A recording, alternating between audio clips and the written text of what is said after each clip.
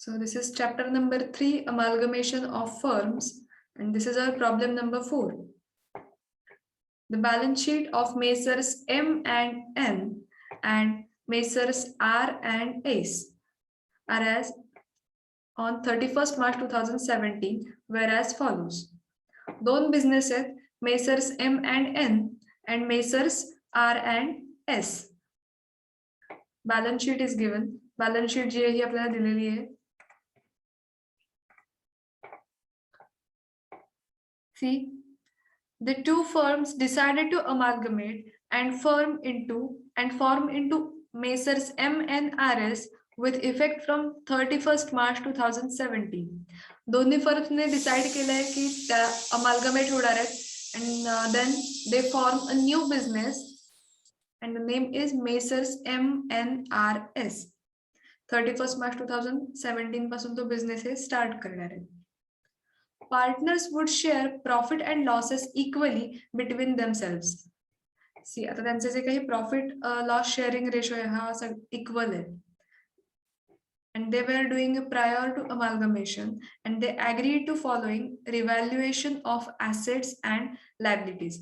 Revaluation means इथे ज्या asset liabilities आहेत त्यांच्या revalued amounts दिलेले आहेत.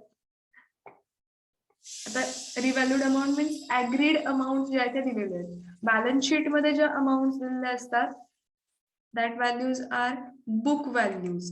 ज्या values balance sheet मध्ये त्यांना आपण book values म्हणतो. ज्या adjustment मध्ये दिलेले असतात that values are agreed values. आता इथे revalued amounts means agreed values दिलेले आहेत. Purchase consideration मध्ये आपण या values record करणार आहोत. In addition to the above, it was decided goodwill of M and N and R and S were valued at rupees 35,000 and 20,000 respectively, and it should be written off in the new firm. Goodwill जे आहे त्याच्या values दिलेल्या आहेत M and N मध्ये 35,000 and RS मध्ये 20,000. हे सुद्धा आपल्याला purchase consideration मध्ये record करावं लागेल and it should be written off in the new firm. जेव्हा न्यू फर्म फॉर्म होईल तेव्हा गुडविल जे हे राईट ऑफ करायचे. That are reconstructed the capitals of partners would be 37,500 each. The difference if any should be transferred to current account. आता actually जेव्हा आपण हे वर्किंग स्टार्ट करू तेव्हा फर्स्ट स्टेज मध्ये आपल्याला परचेस कन्सिडरेशन कॅल्क्युलेट करायचं आहे. Then we have to create ledger accounts in the books of MN and in the books of RS. दोघांच्याही बुक्स मध्ये तीन लेजर अकाउंट्स क्रिएट करायचे. त्यामध्ये first realisation account, second partners capital account and third new firm account. Same दुसऱ्या सुद्धा RS च्या books मध्ये सुद्धा हेच अकाउंट आपल्याला प्रिपेअर करायचे. And then we have to prepare opening balance sheet of new firm. आता हे थोडं नवीन आहे. आपला आतापर्यंतचे जे प्रॉब्लेम झाले ते आता आपण बॅलन्स शीट प्रिपेअर केली नव्हती, बट या प्रॉब्लेम मध्ये आपल्याला बॅलन्स शीट सुद्धा प्रिपेअर करायची आहे. सो आपण बॅलन्स शीट सुद्धा प्रिपेअर करणार आहोत अँड देन त्या चौघांचेही एकत्र पार्टनर कॅपिटल अकाउंट प्रिपेअर करायचे. वन बाय वन आपण स्टेप्स कंप्लीट करूया. In first stage we have to prepare statement of purchase consideration. So this is the statement of purchase consideration. Purchase consideration मध्ये amount साठी 3 column ठेवलेत. First business M and N, then R and S, and third column MN and RS. म्हणजे दोघांची total जी आहे ही आपण या third column मध्ये record करणार आहोत. आता हे थर्ड कॉलम इथे का आपण प्रिपेअर केलंय? आपल्याला जेव्हा प्रॉब्लेम मध्ये बॅलन्स शीट प्रिपेअर करायची असते तेव्हा बॅलन्स शीट प्रिपेअर करताना त्यामध्ये ज्या ऍसेट लायबिलिटीज रेकॉर्ड कराव्या लागतात त्या दोघांच्या अमाउंट ऍड करून त्या अमाउंट ज्या त्या रेकॉर्ड कराव्या लागतात. सो आपण इथेच तो कॉलम प्रिपेअर करणार आहोत जेणेकरून इथे ऍसेटच्या टोटल अमाउंट आणि लायबिलिटीजच्या टोटल अमाउंट मिळतील आणि त्या डिरेक्टली आपल्याला बॅलन्स शीट मध्ये रेकॉर्ड करता येतील. क्लिअर?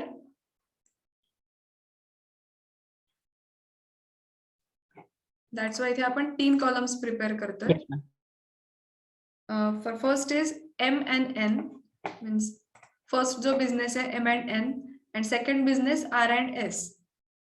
अँड दोघांचं कॉम्बिनेशन मीन्स अमालगमेट होऊन त्यांचा जो काही नवीन बिझनेस आहे हा मेसर्स MNRS असा बिझनेस तो स्टार्ट होणार आहे. Purchase consideration, asset taken over.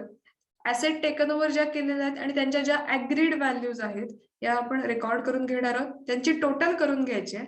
And than less liabilities taken over, ज्या लायबिलिटीज टेकन ओव्हर केलेल्या आहेत त्या ऍसेट टेकन ओव्हरच्या टोटल मधून लेस करायच्या आहेत. And then will get purchase consideration. आपण कॅल्क्युलेशन करून घेऊया. First we will take asset taken over agreed values. इथे ज्या ऍसेट आणि लायबिलिटीज ज्या आहेत यांच्या रिव्हॅल्यूड अमाऊंट दिलेल्या आहेत याच आपण घेणार आहोत. मीन्स ह्या ऍग्रीड व्हॅल्यूज आहेत. Land MNN 45,000, RS 45,000. Let's we record this. Land 45,000, RS मध्ये सुद्धा 45,000. In MNRS 45,000 plus 45,000 means total amount 90,000.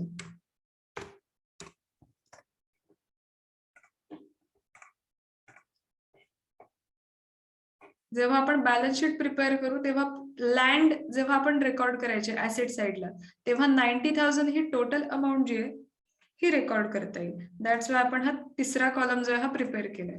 Directly amount आपल्याला पोस्ट करता येतील. Next machinery MN 30,000, RS 32,000.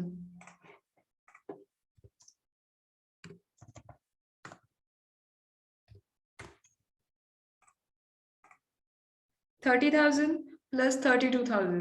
Total amount in MNRS 62,000. Next, furniture. Furniture 10,000 and 12,000.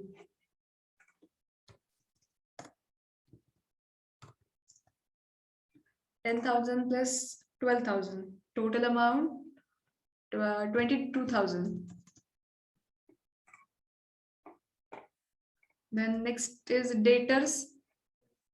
Debtors 21,000 plus 21,000 and 30,000. Record करून घेऊया. Debtors 21,000 and 30,000.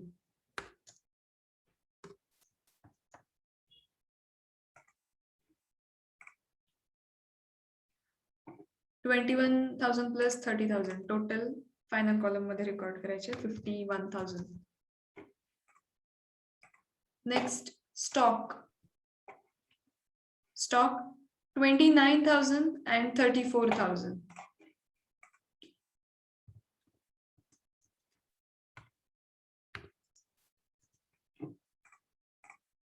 $29,000 plus 34,000, right? 34,000. Total amount 63,000.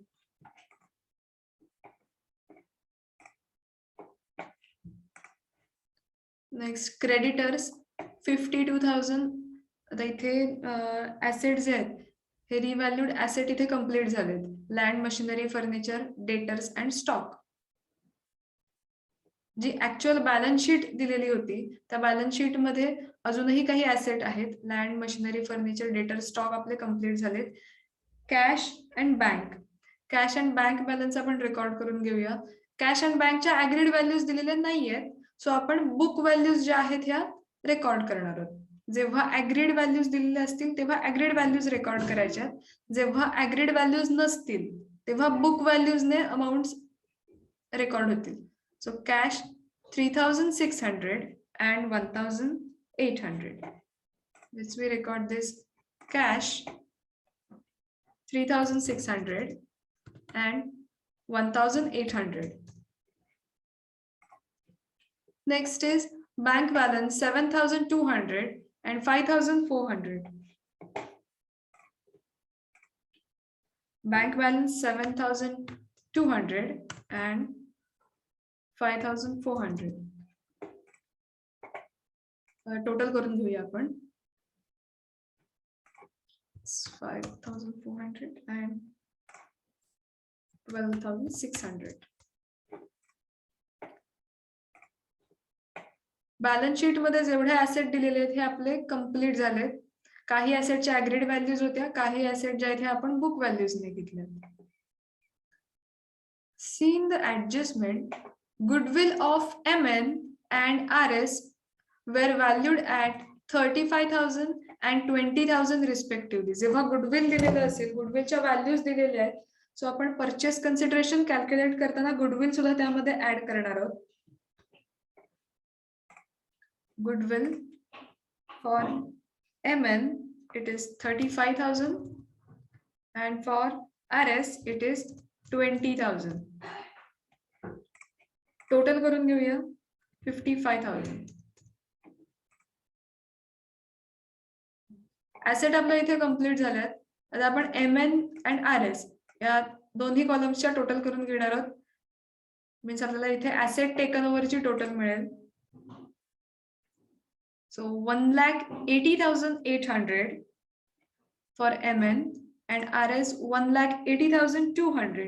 Asset taken over ची इथे total मिळालेली आहे. Less liabilities taken over. आता या टोटल मधून जेवढ्या लायबिलिटीज टेकन ओव्हर आहेत या लेस करायच्या आहेत. फर्स्ट आपण लायबिलिटीज टेकन ओव्हर रेकॉर्ड करून घेऊया. Creditors. See in the liability side, creditors are given, loan and outstanding expenses are given. So ज्या liabilities आहेत हे आपण रेकॉर्ड करून घेणार आहोत. What about creditors? See here agreed values are given. जेव्हा agreed values दिले असतील, agreed values रेकॉर्ड करायचे आहेत. Creditors 52,000 and 34,000. So 52,000 and 34,000. Then next loan फक्त RS च्या कॉलम मध्ये 38,000.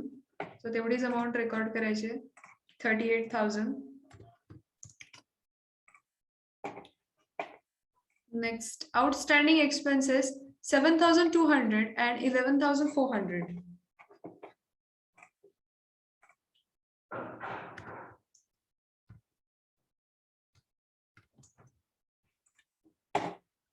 लायबिलिटीज टेकन ओव्हर आपण रेकॉर्ड करून घेतल्यात. ज्या ऍसेट टेकन ओव्हरची जी टोटल आहे त्यातून लायबिलिटीज टेकन ओव्हर ज्या आहेत ह्या लेस करून घ्यायच्या. आपण यांची टोटल करून घेऊया MNRS कॉलम साठी. 52,000 plus 34,000 total 86,000 then 38,000 and 7,200 plus 11,400 addition 18,600. आता ऍसेट टेकन ओव्हरची टोटल 1,80,800 लेस 52,000 and less 7,200.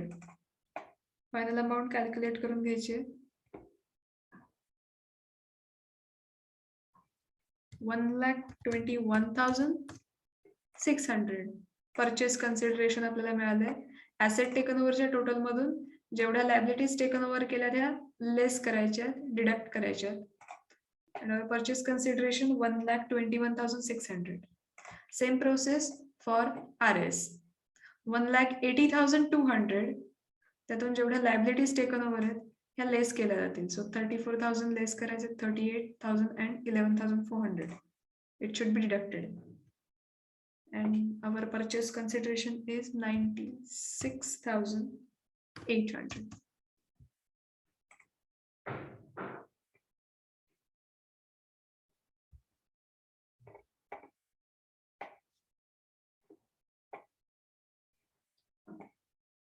इथे आपला परचेस कन्सिडरेशन जे आहे कॅल्क्युलेट करून झालेलं आहे. या कॉलमची जरी टोटल घेतली तरी चालेल, पण फक्त आपल्याला या फायनल अमाउंट्सच इम्पॉर्टंट आहेत. परचेस कन्सिडरेशन फक्त MN and RS याचं इम्पॉर्टंट आहे. दॅट्स वाय आपण इथले दोन कॉलम जे आहेत हे प्रिपेअर करून घेतले आणि purchase consideration MN and RS calculate करून घेतले. इथपर्यंतचा पार्ट लक्षात आलाय सगळ्यांना? Yes, ma'am. Yes, ma'am. Okay, so इथे आपलं first purchase consideration basic part हा कम्प्लीट झालाय. Next we have to prepare ledger accounts in the books of MN limited. जे दोन बिझनेस आहेत, जे ओल्ड कंपनीज आहेत, त्यांच्या बुक्स मध्ये अकाउंट्स प्रिपेअर करायचे. फर्स्ट आपण MN लिमिटेड कंपनी घेतोय. So in the books of MN, first realisation account, second partners capital account, and third new firm account. जे न्यू फर्म आहे त्याचं अकाउंट प्रिपेअर करायचंय.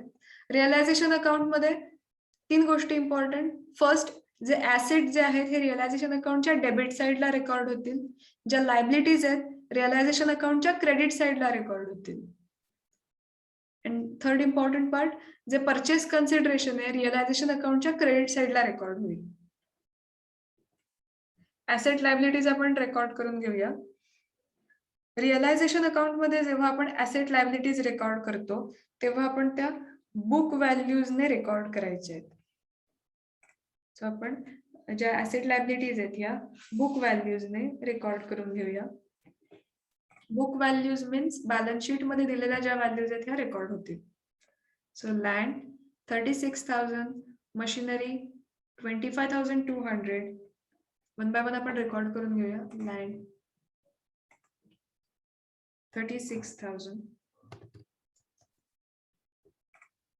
Then machinery 25,200. 25,200. Next furniture 10,800. Next debtor 21,600. Stock, what about stock? 28,800.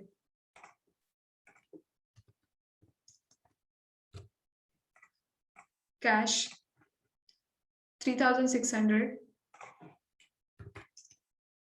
Bank 7,200. Asset आपण record करून घेतले, त्याची total जे ही amount कॉलमला record करूया.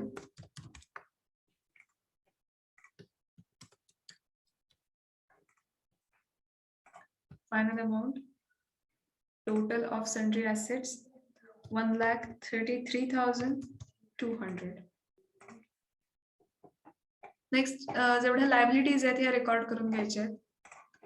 In the books of MN च्या जेवढ्या लायबिलिटीज आहेत, क्रेडिटर्स 54,000. देन लोन नाहीच आहे. Outstanding expenses 7,200. Creditors and outstanding expenses, it should be recorded. So creditors 54,000 and outstanding expenses 7,200. Total 61,200. Asset liabilities आपल्या रेकॉर्ड करून झाल्यात. Next purchase consideration. परचेस कन्सिडरेशनचे नेहमी 2 इफेक्ट पडतात. फर्स्ट इफेक्ट रिअलायझेशन अकाउंटच्या क्रेडिट साइडला बाय न्यू फर्म अकाउंट किंवा त्या न्यू फर्मचं तिथे नेम मेन्शन करायचंय. अँड सेकंड इफेक्ट त्या न्यू फर्म अकाउंटच्या डेबिट साइडला to realisation account purchase consideration. आपण परचेस कन्सिडरेशन रेकॉर्ड करून घेऊया. फर्स्ट इफेक्ट रिअलायझेशनच्या क्रेडिट साइडला by MNRS firm means by new firm. PC means purchase consideration. For MNRS purchase consideration 1,21,600. Record करून घेऊया. 1,21,600. फर्स्ट इफेक्ट इथे कंप्लीट झालाय. सेकंड इफेक्ट न्यू फर्म अकाउंटच्या डेबिट साइडला MNRS firm, this is new firm, त्याच्या debit साइडला to realisation account purchase consideration 1,21,600. Purchase कन्सिडरेशनचा effect आपला कंप्लीट झालाय.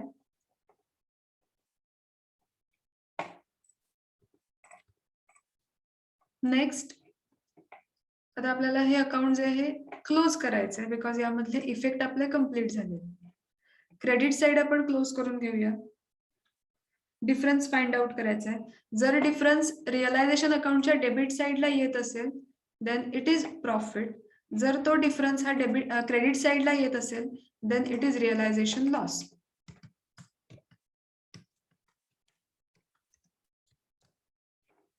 कॅल्क्युलेशन करून घेऊया. क्रेडिट साइडची टोटल 1,82,800.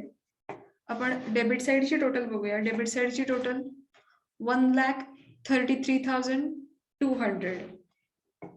मीन्स जो डिफरन्स येतोय हा डिफरन्स डेबिट साइडला येतोय. So this is profit and it should be transfer to partners capital account. हा जो प्रॉफिट आहे हा कॅपिटल अकाउंटला ट्रान्सफर होईल. So heading to capital account M&N. Profit find out करून घेऊया.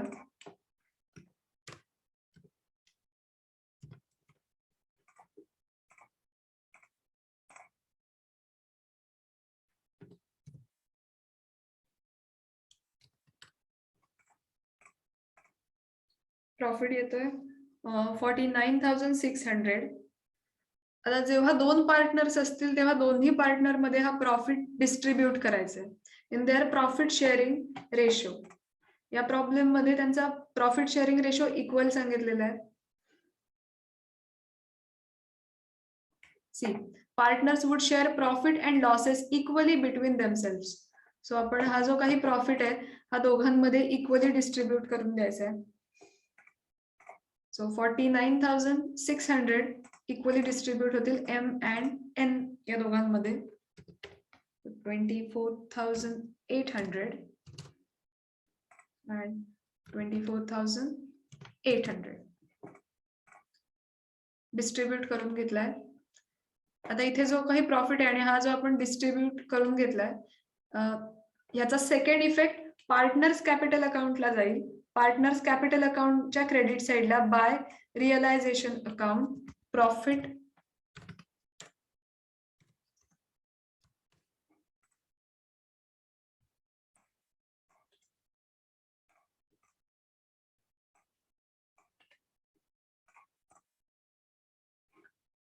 $24,800 and 24,800 दोघांमध्ये डिस्ट्रीब्यूट करून घेऊया. 24,800 24,800 इथे आपलं रिअलायझेशन अकाउंट कंप्लीट झालंय.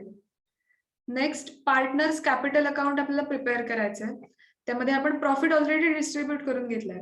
पार्टनर्स कॅपिटल अकाउंट मध्ये त्यांचे कॅपिटल बॅलन्सेस रेकॉर्ड करून घेतले जातील. First by balance brought down. त्यांचे ओपनिंग बॅलन्सेस त्यांचे कॅपिटल बॅलन्सेस रेकॉर्ड करायचे. See in the problem liability side capital M&N 36,000 record करून घेऊया. Their capital balances 36,000.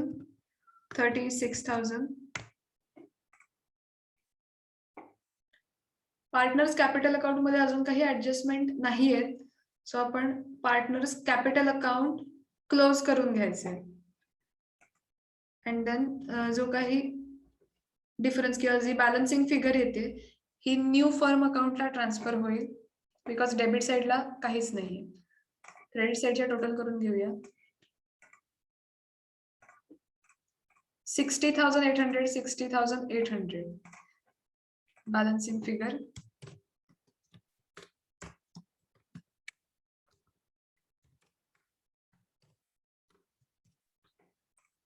$60,800.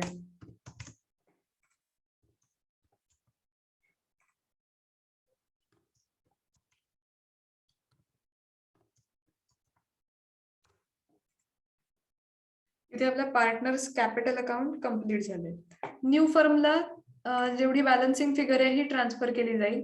So to new firm account MNRS जे आपण तिसरं अकाउंट इथे ओपन केलं होतं MNRS न्यू फर्म अकाउंट त्याला इथे जी बॅलन्सिंग फिगर आली किंवा इथे जो काही डिफरन्स आलाय हा ट्रान्सफर होईल. So transfer to new firm account 60,800. आता या अमाउंट ट्रान्सफर करून घेऊया. न्यू फर्म अकाउंटच्या डेबिट साइडला याचं रेकॉर्डिंग होईल by capital account M&N 60,800 and 60,800. Debit साइडला ऑलरेडी आपण परचेस कन्सिडरेशन रेकॉर्ड केलंय 1,21,600. डेबिट साइडला ज्या इथे बॅलन्सिंग फिगर आल्यात पार्टनर्स कॅपिटल अकाउंटच्या त्या आपण रेकॉर्ड केल्यात 60,800 and 60,800. आपण टोटल करून घेऊया क्रेडिट साइडची. Let's see the amount 1,21,600. Debit साइडला सुद्धा तेवढीच अमाउंट आहे, सो 1,21,600. इथे आपलं हे अकाउंट टॅली झालंय, ऑलमोस्ट सगळे अकाउंट्स टॅली झालेत आपले. So in the books of MN हा पार्ट आपला इथे कंप्लीट होतोय. वर्किंग लक्षात आलंय सगळ्यांना? Yes, ma'am.